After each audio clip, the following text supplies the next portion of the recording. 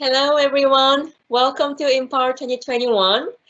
My name is Mihe, and I am Director of Marketing at ProServeIT. My team and I put together this event for you. I really hope that you've been enjoying the event so far throughout the day. We are here with Taheti from Canopy, our really dear friend, and really appreciate her time to join us here at Empower 2021. And this session is going to be so insightful and so amazing. So the floor is yours, Heidi. Thank you. Welcome. Today's session, we're going to be talking about leaning into inclusive conversation. Again, I'm Taheti Watson. I am the Chief Engagement and Diversity Officer for Canopy Children's Solutions. And so we're just going to dive right in. When we talk about diversity and inclusion, I like to look at it from Jim Collins' book Good to Great, when he talks about the flywheel. Is that when you talk about flywheel, you push it and it gets one notch, and then you turn it again at two notch, 10, 15, and all of a sudden it starts to roll and you feel like you're in this momentum. That's really a lot like diversity, inclusion, and equity. And I know you're probably saying like, wait a minute, am I in the right session? I thought you were talking about leaning into inclusive conversation. Hang with me, we're going to get there. But I wanted to walk you through some of the history a little bit, and I won't bore you too much, but I think it's important to talk about where we were, where we are, and then give you some information on what we have done in our organization to build an inclusive work environment that leads to inclusive conversations. If you take a journey with me for just a moment, in 1960, you had the civil rights movement. 1970s came around, you start seeing a lot of racial, gender differences. Quotas started to be the #1 influence for recruitment. In 1980, workplaces began to study high performance within an organization and how retention practices were examined through a diversity lens. And then social justices started to become more prevalent. In 1990s, theories began to start coming forth around how do we have high engaging employees and performance, and retention began to move from just a number, a quota, a number, it more of employer's choice. How do we get candidates in our organization to say we want to work for that organization? And then in 2000, the shift, that's when the shift kind of happened about how do we have inspirational leaders who value people. Management started to focus on people, purpose, and process rather than structure, strategy, and system. Not saying those things are wrong, but it started to put the human part in building a great culture. Then in 2010, on this journey, you started to think about diversity of thought. We realized that diversity is tied to innovation, and diversity is tied to engagement and performance. And then here we are, 2021, in the midst of race tension, remote workers, COVID-19, economic distress. How do we tie all those things together to create an inclusive work environment? So the next portion that I want to talk to you a little bit about before we go into details is that I've always believed that diversity is a fact and inclusion is a choice. And so diversity and inclusion are two concepts. But with diversity, it's always been here. We think, we feel, we act different, we look different. That's a fact. Inclusion is very much of a choice. It's far from interchangeable. You can't have one without the other to be successful. And I hear you saying that, what does this have to do with leaning into inclusive conversation? So I want you to stay with me, but I know we as nonprofits, we're looked upon as being social responsible. That's what they look for us to say, okay, if you're a nonprofit, you're in it for a mission or a value. Not saying large organizations aren't, but we're looked to be more of social responsibility. So what are we doing with our employees if we're talking about we're social responsible? When leaders communicate why diversity aligns with their strategic priorities, and learning how to fix barriers, learning how to have conversations, and learning how there's a buy-in from a wide range of internal and external stakeholders, then we begin to be able to understand how do we have inclusive conversations. And this is one of my quotes from Brene Brown that I love very much, is that some people tell you don't do it, you are afraid to do it, but always be encouraged, always take the first step to help shepherd these conversations within your organizations. So why should we? Why should we do diversity and inclusion? Well, for one, 51% of women would make up the workforce. 54% would be minority. And we already have 5 generations working side by side. That's a challenge in itself. And nearly 37 billion things will be connected to technology. And what stood out for me, because I've used this data before, is that over 40,000 workforce will be remote. I'm for sure that number has increased by now. I'm for sure you agree with that. So again, why? Why would we say this is a business case? Why would we concern ourselves with building an inclusive work environment? Well, the PCW did a survey, and what they found was that 76% of people are likely to accept a job offer with an organization, will not likely accept a job offer with an organization with a bad reputation. Even if they're not even employed, they would not accept that position. 84% of the candidates admit that the organization reputation influenced their decision whether or not to apply. So organizations or even nonprofits are looking for talent. Talent are actually looking at organizations as well. 93% of people currently employed would leave their current job for a company that has a better reputation than what they're currently working with at their current employment. And let me just say that again, 93% of people would leave their job if the company reputation was not up to standard. And then another business case is that 54% women and 43% of men have researched organizations' D&I policies. 64% women and 48% men look for diversity in the leadership. 60% women and 66 men explore if there were positive role models who were similar to themselves. Not to mention that our millennials look for organizations that have meaningful values and missions, and if they are social responsible in the organization. So I wanted to spend just a few moments to talk to you about Canopy's framework.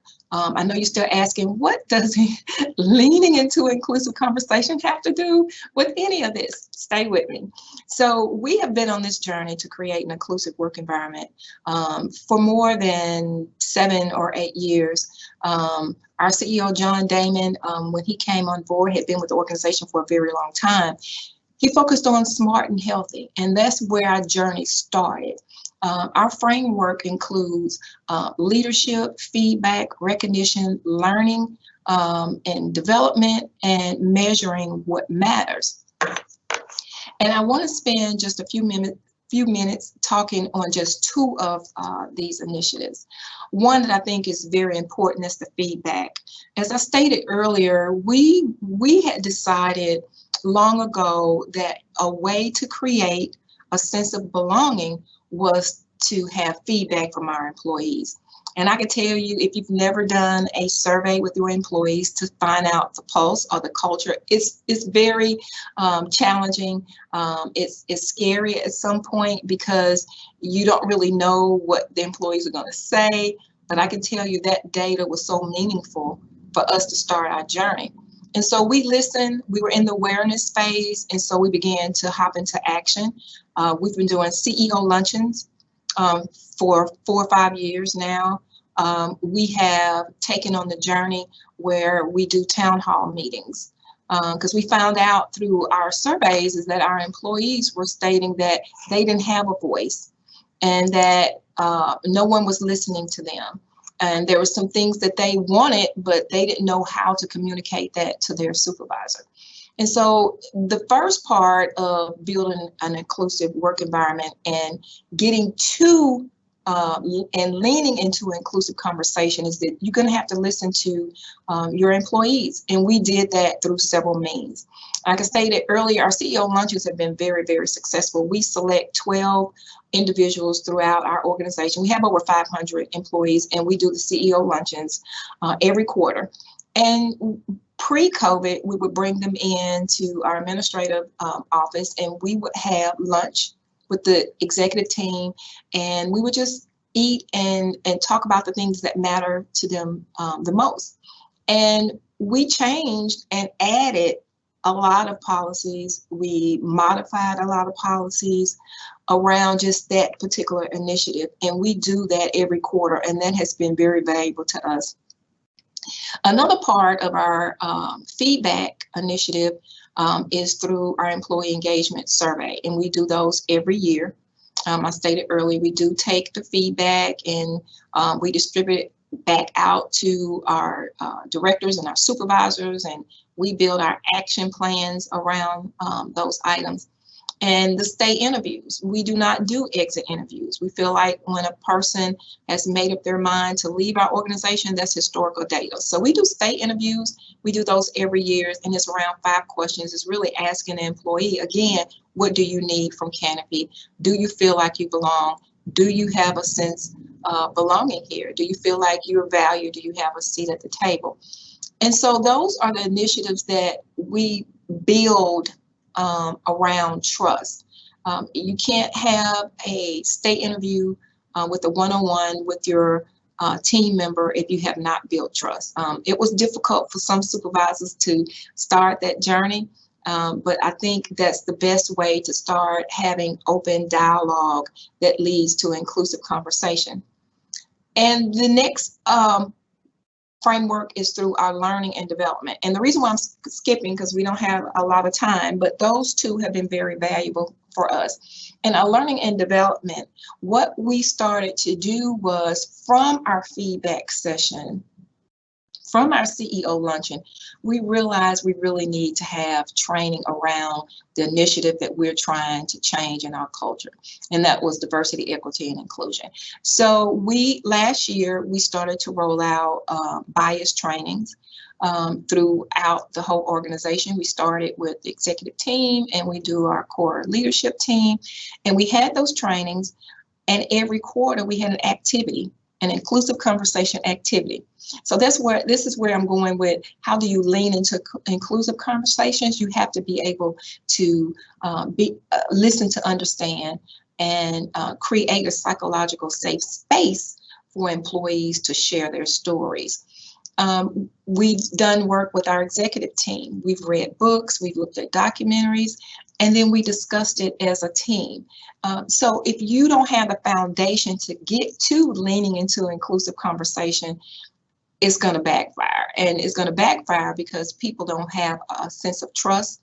They may or may not share stories with you, or they may not even want to attend those sessions. So those two are very important to building an inclusive environment where you can lean into inclusive conversations. The other part of the framework is measuring what matters. Now, measuring what matters is if I have a HR background, been in HR for a very long time, over 20 years. And so those measurements, the easy measurements, your turnover, your demographics, your retention, your promotions, those are easy measurements. Those are things that you can quickly run reports on. The challenge in seeing if your culture has changed, that measurement and behavior is sometimes difficult. You need to add a component into your performance evaluation system. We recognize our employees every year through our core values. There are 4 employees across the organization. In the state of Mississippi, we have over 500 employees that through their peers and their supervisor, they nominate an employee who exhibit our core values. And from there, if you know an employee is exhibiting those values, they're also probably behaving in a way that's conducive to your mission and your culture that you're building around the DE&I framework. Let me just say that when you talk about diversity, equity, and inclusion, I feel like those are the formulas that lead to engagement. You can't have an engaging workforce if a person does not feel valued, if a person feel like they don't have any equity in their compensation, in their benefit package, or any of that. And so if you're talking about an engaging workforce, you have to have that platform built into your strategy.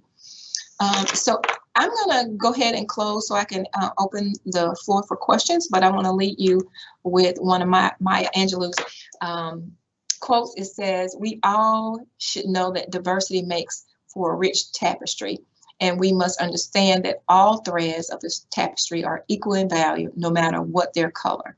So when you're building your platform, getting into and leaning into your inclusive conversations, they will be difficult if you have not done any of the prep work along the way. So I am going to go back and see if we have any questions. Yes, thank you so much, Taheti. What an amazing session. Thank you. So yes, if anyone has questions, please use the little icon upper right hand corner. You will see the question mark and the chat bubble. That's what you can use to ask us questions. We will hang around here for about 2 more minutes. If no question, we'll say goodbye for now. But if there are questions, we are going to address.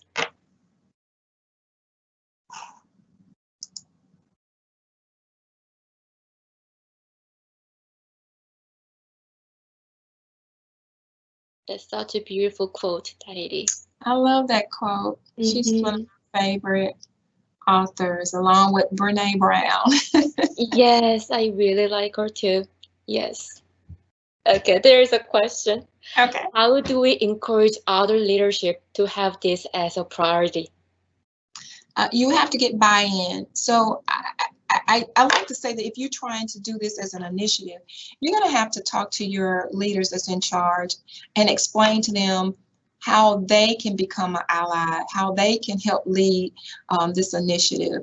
It's not to say, okay, we're going to build this team, or we're going to build this culture, and we want you to go ahead and do it. It's more of having them, I guess, giving them assignments to say, let me explain to you what a D&I strategy is, how it's going to be impactful for our organization, and how you can come alongside us to help build that. Basically, they're going to have to go first. They're going to have to model and behave those behaviors that we look for in building an inclusive work environment. Thank you. And there is a question, will this be sent out to us? So the recording will certainly be available for 3 months post-event. And the deck itself, Taheti, would you be open to share it with the audience? Yes, yes. Okay, great, thank you. Not a question, but thank you so much. So worthwhile and thought-provoking, I agree. Thank you. And another comment, what a gift to have taken part in your session today. Very nice. Thank you. Yes.